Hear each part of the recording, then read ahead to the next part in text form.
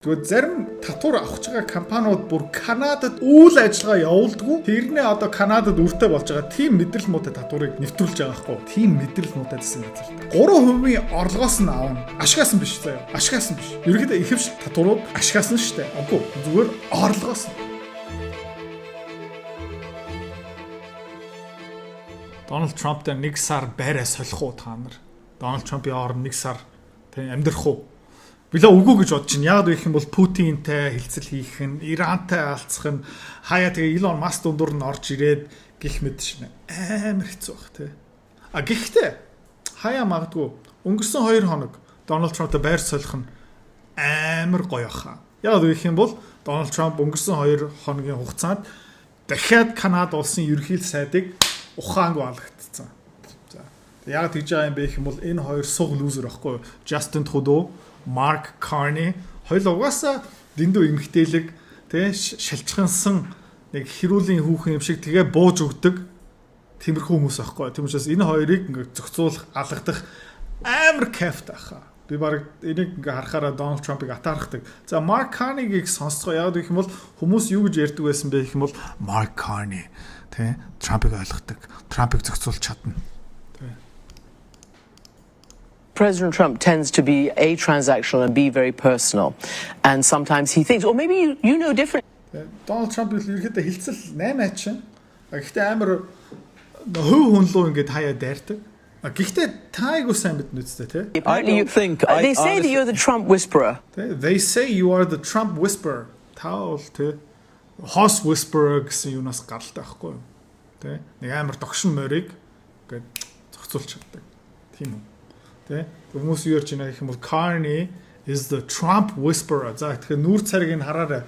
Би юу maybe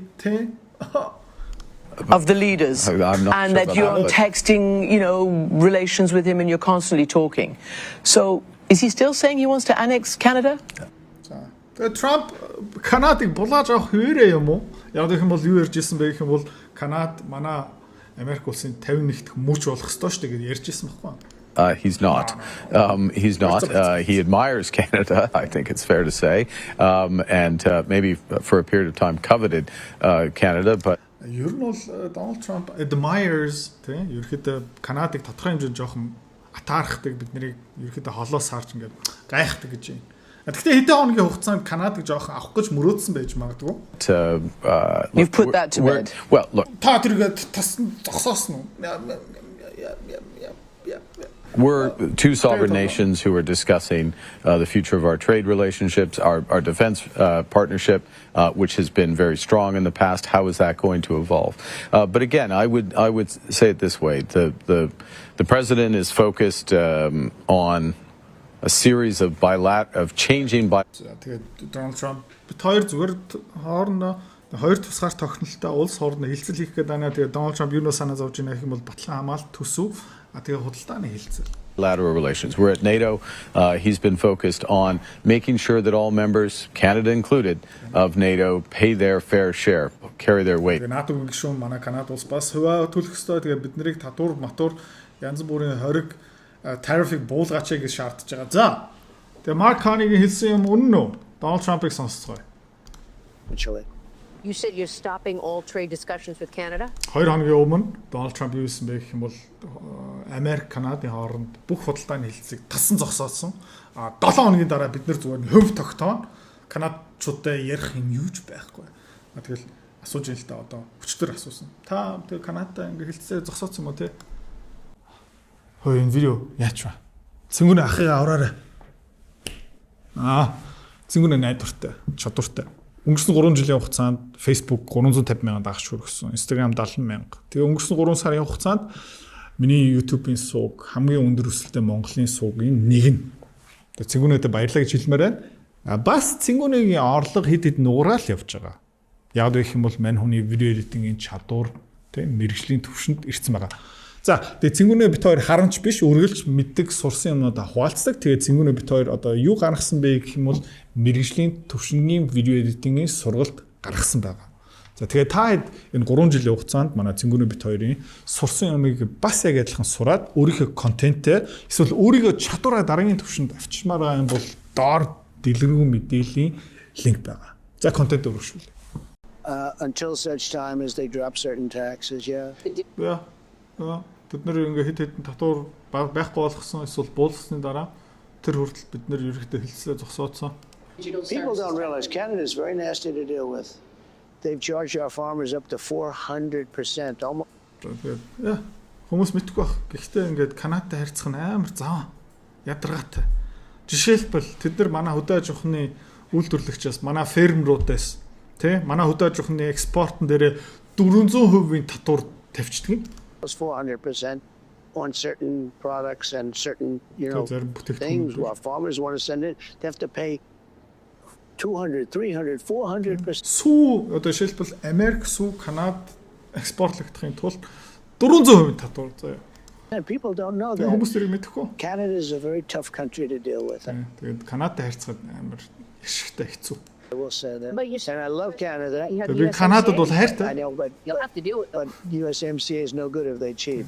USMCA What does ерөнхийдөө that худалдааны mean? Well, хэлцэл. there's been things going. Тэ нөгөө канадчуудаа хийлсэн хэлцэл данаа морьдог даалт маалт ингээд татвар ингээд тэгээ итгэх хэцүү. On that we don't like, and things going on where they took advantage, and hopefully we'll be fine with Canada. I love Canada. Тэгэл ойлголцсон хөрөх гэж найдаж гин. Би бол Канадад амар дуртай одоо сайн сонсороо. Frankly, Canada should be the 51st state. Okay. Frankly, товчгоноо хэлэхэд guys, Канад 51 дахь state болох хэвээр. Ер нь бол Канад манай мууч болох хэвээр. Ямар ядаргаатай юм бэ.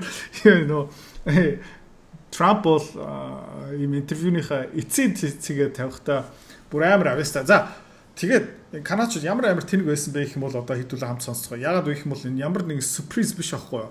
Америкчууд наа татвараа одоо бити тавиа, бити танилцуулаа гэд анхааруулсан гэж байна. Well, we spoke with the Prime Minister about this at the G7 meeting last week.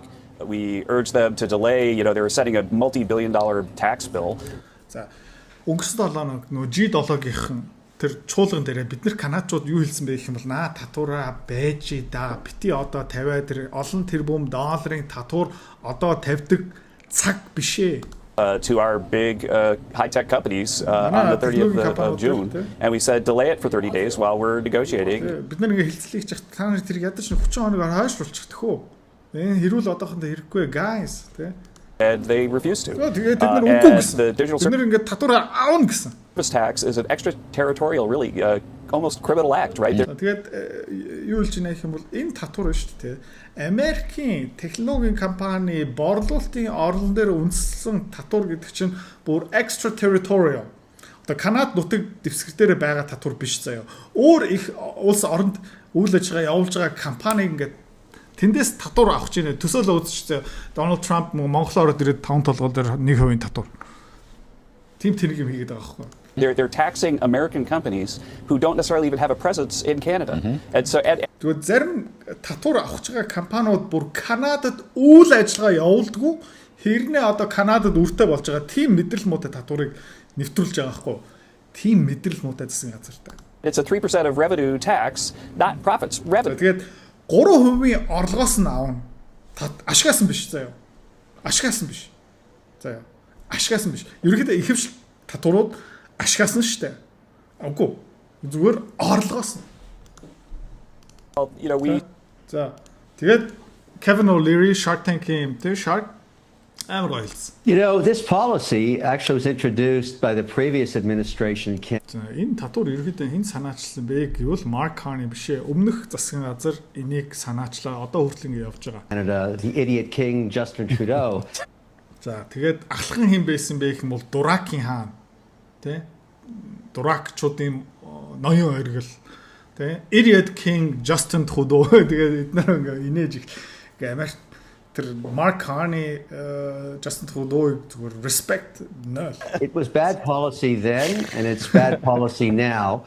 But Carney, the new prime minister, that Trudeau was thrown out after he impoverished 25% of the Canadian population. Тэгэл энэ шин төслийн энийх юм бэ гэх юм бол одоо баг Mark Carney болсон. Гэхдээ Justin Trudeau яагаад хөөгдсөн бэ гэх юм бол Канада улсын нийт хүн амын 25%-ийг ядуурлын цэг дээр авчирсан. Wiped out GDP. Манай дотоодын нийт бүтээгдэхүүнийг устгасан, эсвэл өсөлтийн байхгүй Buried the country in debt because of тэгээд улсаа өрн живүүлж байгаа. One policy called Bill C-69, which doesn't allow development of any energy, anything at all. It's a Тэгээд ерөөхдөө энэ Justin Trudeau юм уу Mark Carney хамгийн том алдаа юу юм бэ гэх юм бол Bill B69 гэх хуулийн төсөл. Тэр юу хоригдсон бэ гэх юм бол energy төслүүд эрчим хүч, газ, нефт, олборлох, тээвэрлэх, баяжуулах бүх юмыг тасан зогсооцсон. Тэгээ Америк, Канада улсын өнгөрсөн 12 жилийн хугацаанд эдийн засгийн ганцхан өсөлт гаргадаг сектор юу байсан бэ гэх юм бол газ нефт. Pipeline bill. So revenues collapsed in Canada during his 10-year reign, and now компаниуд татан буухсан хөрөнгө оруулалтын таг зогссон яагаад гэх юм бол өсөлт байхгүй болсон. Carney has no income. There's no growth in income at all. So he's trying to find any way he can to make income. Тэгээд Justin Trudeau, Mark Carney одоо ямар зовлонтой юм бэ гэх юм бол өөрийнхөө эдийн засгаа бооцсон, өөрийнхөө эдийн засгаа алдсан. Тэгээ юу хэрэгтэй юм бэ гэх юм бол одоо өөрийнхөө эдийн засгаа алдсан юм чинь одоо мөнгө хаанаас олох вэ? Тийм учраас интернет татвар тавьж байгаа. Төсөөл үүсчихсэн. Монгол улсын эдийн засгийн ерөнхий сайд, эдийн засгийн өсөлтийн сайд гэх мэт чинь зүгээр зис олборлолт, уул уурхай хайгуулга баяжуулах дээр хориг тавилаа гэж бодъё л та. Монгол улс зүгээр тэгэл байхгүй болно үстэ тий. Тийм төрлийн улс төрчтэй байхгүй юу? This is worth $7 billion to the Canadian economy, but obviously it's not going to work out the way he planned. Now, he may be just testing it, but he doesn't have a lot of options because Canada's economy has been wiped out by the idiot king, and he's got to fix it. And so at the end of the day, this is just another aspect of the negotiation. But I will add one thing. Тэгээд ерөнхийдөө Америкийн Канадын эдийн засгийн хогийн цэг дээр хүрсэн мөнгө хэрэгтэй, татварын орлого хэрэгтэй, эдийн засгийн өсөлт хэрэгтэй. Энэ тэнэг хуулиараа Mark Carney, Justin Trudeau ойролцоогоор $7 тэрбум босгох гэж үзсэн одоо фейлдсэн байна. The original vision of this, way back 7 months ago, was why don't we somehow combine these two economies, not sell the country, but Canada has all the raw resources, the unlimited nat gas, unlimited oil, unlimited rare earth, unlimited minerals, and the US is the largest market. Yeah. So what are we all... Тэгээд тэр өмнө хэлжсэн Bill C-69 үндсэл нь юу байсан бэ гэх юм бол Канадад юу байгаа юм бэ гэх юм бол газрын хаврал элемент байгаа, тий? Төмөр байгаа, зис байгаа, алт байгаа, мөнгө байгаа, нефт байгаа, газ байгаа. Уул уурхайгийн хамгийн том одоо хайгуулгын бирж Toronto Exchange байгаа. Яагаад ерөнхийдөө Канада, Америкийн эдийн засаг нэгдэж болохгүй юм бэ? Яагаад гэх юм бол түүхийд канадчууд байгаа. Тэгээ эцсийн хэрэглэгч зах зээл Америкчууд байгаа. Яагаад ийм болоод байгаа юм бэ? Ерөнхийдөө төсөл нь айгүй гоё үндсэлтэй байсан. Дурак мэдрэл муутай алсын хараагүй улс төрч ороод ирэх юм бол ийм гай усдаг. За тэгээ эцсийн юу болсон бэ гэх юм бол дөнгөж өчтөр Канадчууд шууд буугаад өгсөн бүтэн сая өдөр амралтын өдөр дээр Канадын улс төрчнөр ерөөдөө мөлхөөд тэгээ Canada rescinds digital services tax за тоглосон юм аа төслөө болцсон. За тэгээ юу гэж хэлж болох юм бэ гэх юм бол хөөхий дөө Канадчуудыг жоохон өрөвдөж байна. Яг л Канада улс яг ясам дээр хэнийг сонгоцсон бэ гэх юм бол яг нэг Канад Joe Biden сонгоцсон байгаа зү тий.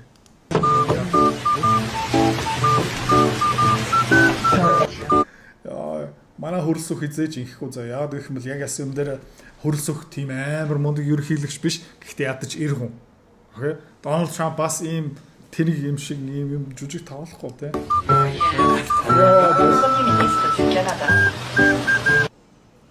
Гэртээ амар базуулсан гай явах тий. Канадчуудыг өрөвдөж байна. Гэтэ огч.